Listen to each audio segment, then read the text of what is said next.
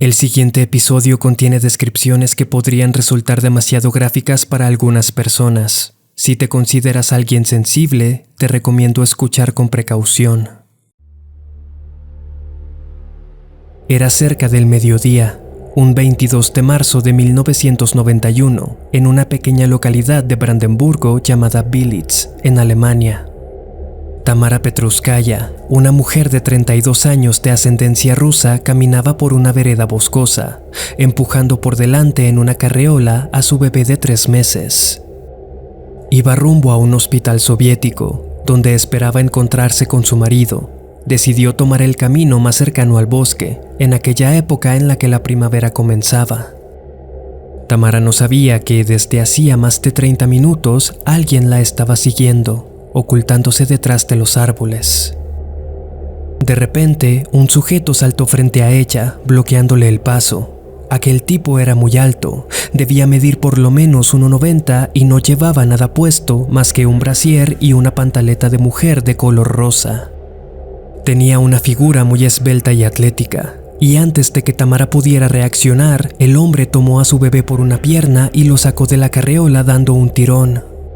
Rápidamente comenzó a estrellar al bebé de 3 meses contra un árbol de manera violenta y repetida. Todo aquello ocurrió en cuestión de segundos. Cuando Tamara reaccionó y se lanzó contra el tipo, intentando arrebatarle a su hijo de las manos, ya era demasiado tarde.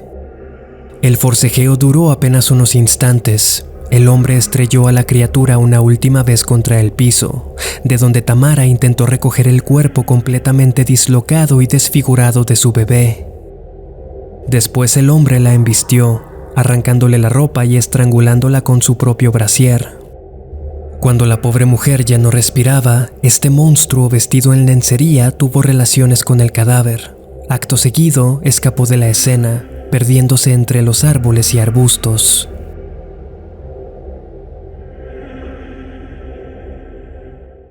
Te doy la bienvenida a Viernes de Terror. Yo soy Enrique Treviño. Comencemos.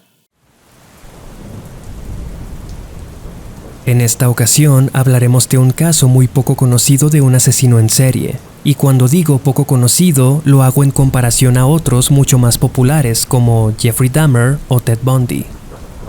La información de nuestro protagonista de hoy es más escueta y difícil de encontrar, debido a que el gobierno alemán no ha querido incentivar el morbo exponiendo demasiado el caso a los medios.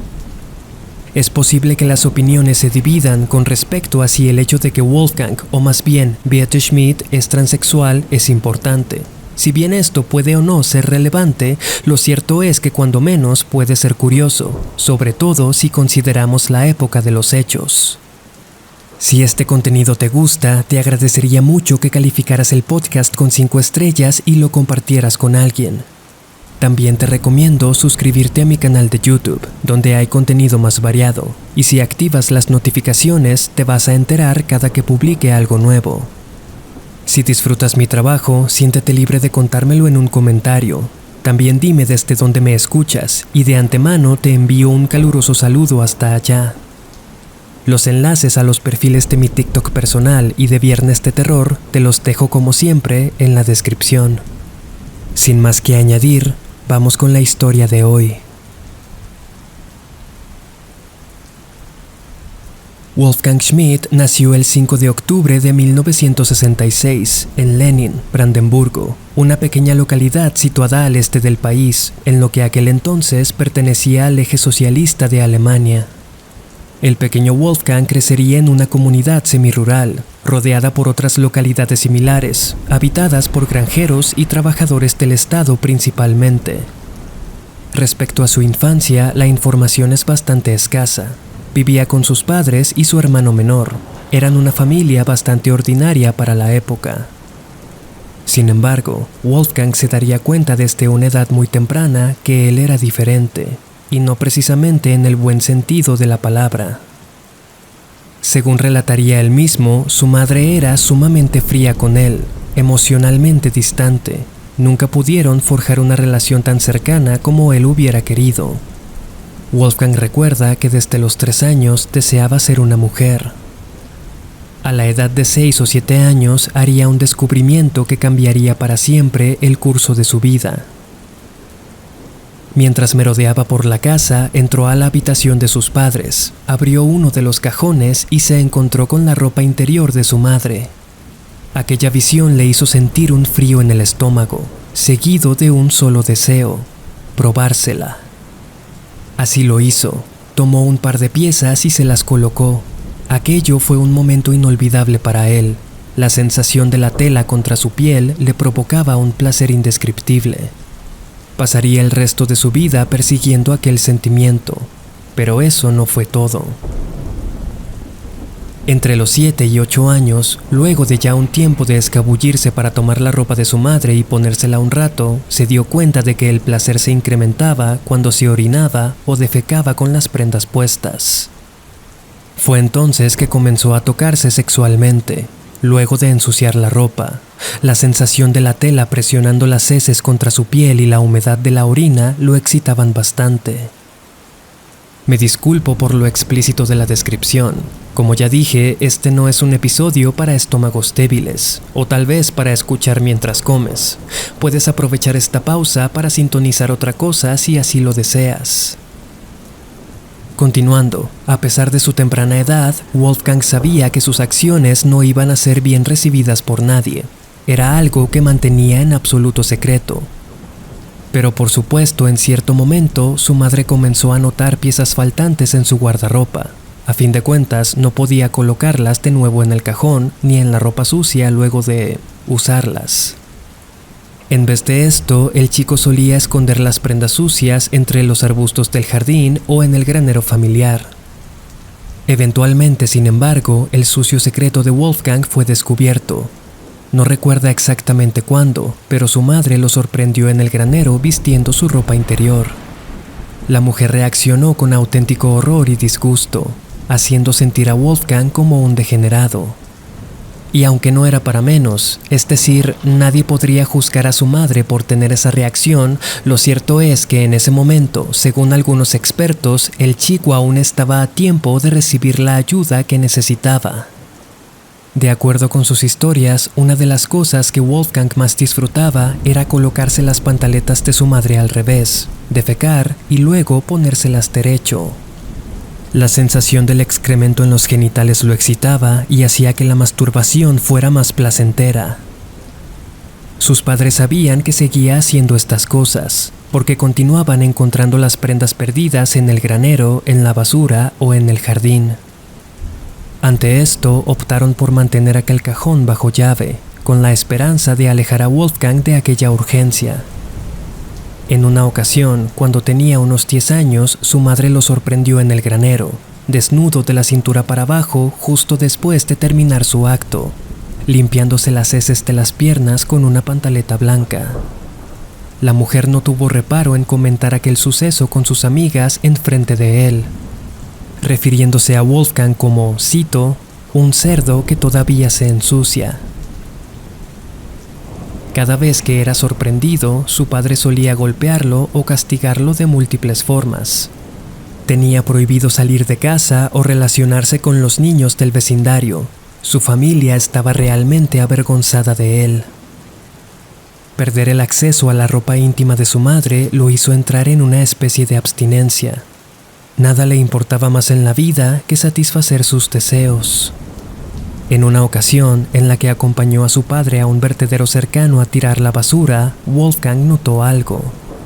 Entre los desperdicios pudo ver que alguien se había deshecho de un par de prendas de ropa interior. Entonces quedó muy claro para él, a los 15 años aproximadamente, la basura sería su nueva fuente, y a partir de ese momento se dedicaría a merodear en los basureros en busca de estos objetos. Ya no podía pasar cerca de un cesto de basura o del vertedero local sin sentir la urgencia de adentrarse a buscar ropa interior femenina.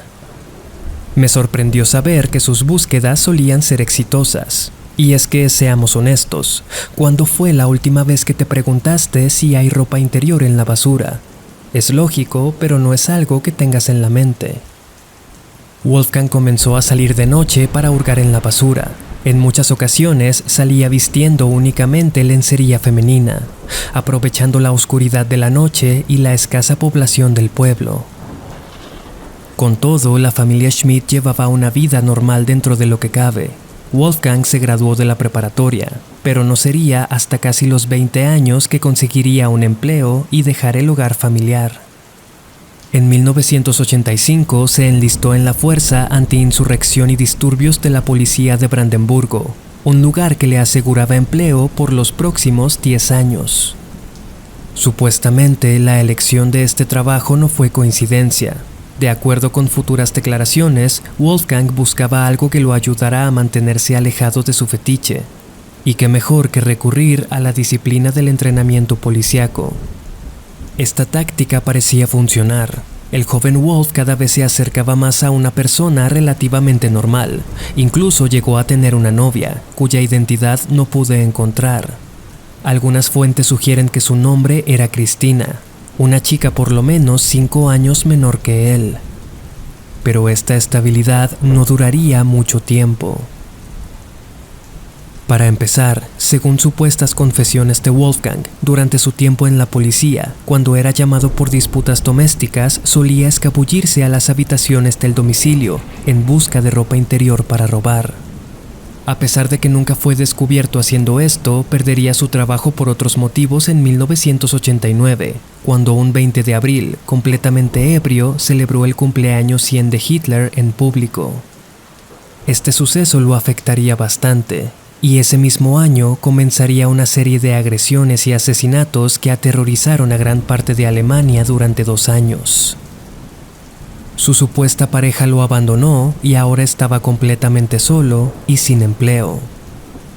A las pocas semanas, sin embargo, consiguió trabajo en una manufacturera de acero, pero la urgencia por hurtar ropa interior de mujer se hacía cada vez más grande. Hasta ese momento, Wolfgang se había conformado con mantener su fetiche oculto, pero ahora comenzaba a sentir una ardiente necesidad por conseguir una pareja, una con la que pudiese compartir estas actividades. Solía visitar el vertedero de Dietz, una pequeña localidad situada a 1 hora de Lenin más o menos. Ahí era donde encontraba sus tesoros más preciados, ropa interior desechada, y con algo de suerte llegó a hacerse de un par de muñecas inflables con las que experimentaba sus fantasías. Las cosas darían un giro aún más siniestro el 24 de octubre de 1989, durante una de sus visitas al basurero. Las versiones varían dependiendo de la fuente. Algunas dicen que esto sucedió de noche, mientras su víctima estaba dormida. Sin embargo, te contaré la que encontré más aceptada. Aquel día Wolfgang estaba en el basurero, buscando como siempre, pero parecía no haber suerte. En aquella ocasión no encontró absolutamente nada que llamara su atención. Esto lo desesperaba. Su excitación lo hacía mirar alrededor como un animal hambriento. Se había vestido para la ocasión. Llevaba un suéter femenino con mallas y debajo, como siempre, lencería. Comenzó a merodear las casas aledañas. Se detuvo en una donde notó una mujer en el jardín. Eldetraud Nixford, de 51 años, se encontraba plantando tulipanes. Wolfgang pensó que aquella mujer debía tener ropa interior estupenda en sus cajones, así que decidió irrumpir en su casa. Sin embargo, la mujer lo descubrió, le gritó un par de groserías y se abalanzó sobre él con un rastrillo en la mano. Wolfgang entró en pánico por un momento. Aquello no era parte del plan. Esquivando a la mujer, logró acercarse al cobertizo del patio, donde estiró la mano para tomar un martillo. Posteriormente, golpeó fuertemente a Eldetraud con la herramienta. Esto lo ayudó a someterla y arrastrarla al interior de la casa, donde la siguió golpeando hasta abrirle el cráneo.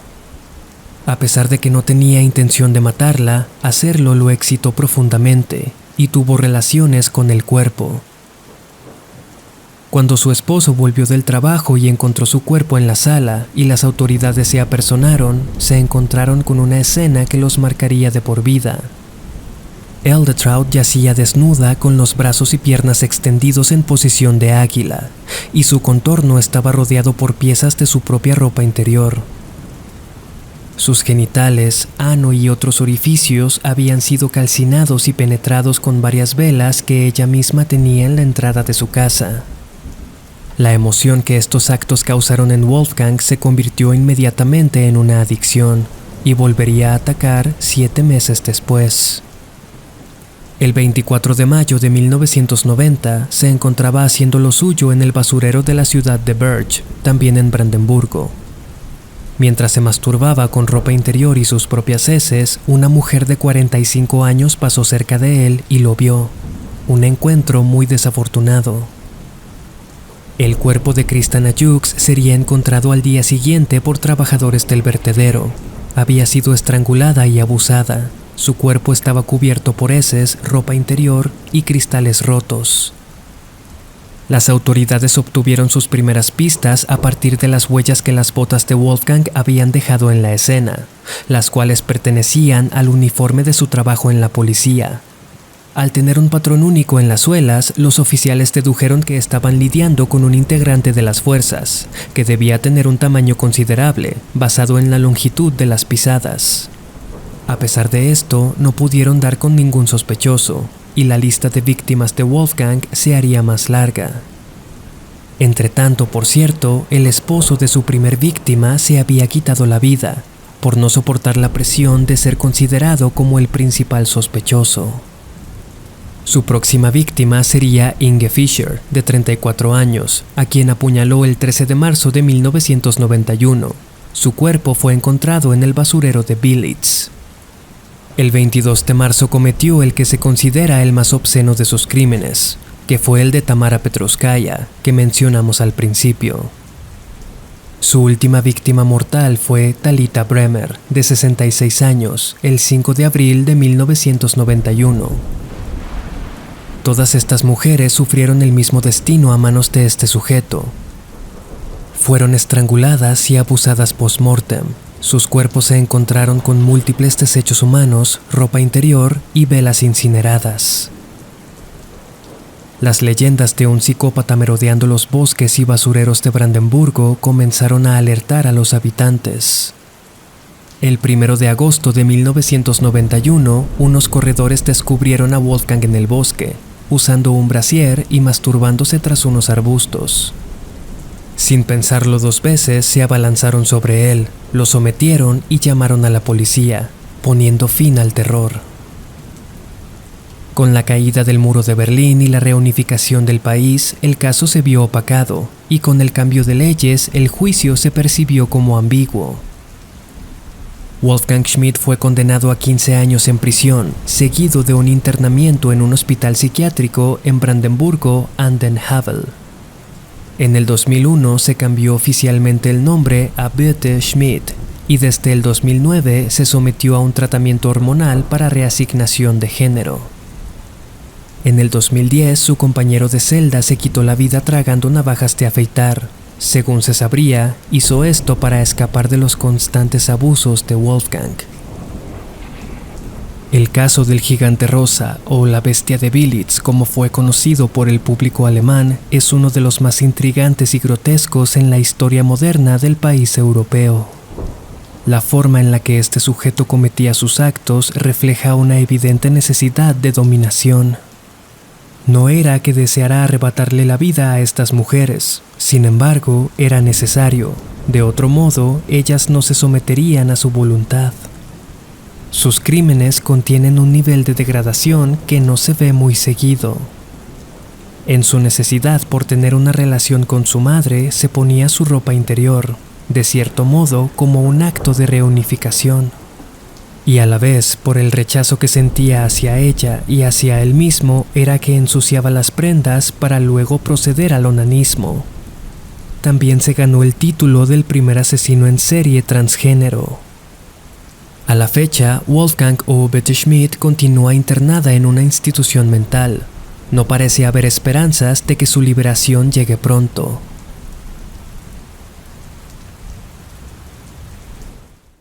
Muchas gracias por llegar hasta el final de este episodio. Si te gustó, por favor califica el podcast con 5 estrellas y compártelo. No te olvides de suscribirte a mi canal de YouTube y seguirme en mis perfiles de Instagram y TikTok. Me dio mucho gusto acompañarte en esta ocasión. Yo soy Enrique Treviño. Hasta la próxima.